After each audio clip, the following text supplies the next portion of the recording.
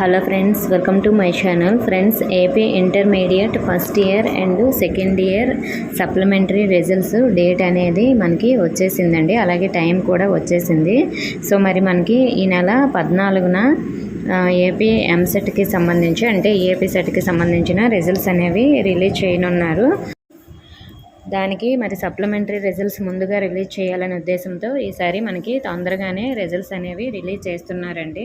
So మరి ఈ యొక్క రిజల్ట్స్ అనేవి మనకి ఎప్పుడు రిలీజ్ చేస్తారంటే AP intermediate first year and second year పరీక్ష ఫలితాలను రేపు ఉదయం 11 గంటలకి అంటే మనకి 7వ తేదీ రేపు అన్నమాట, శనివారం ఉదయం 11 గంటలకు అయితే విడుదల కానున్నాయి.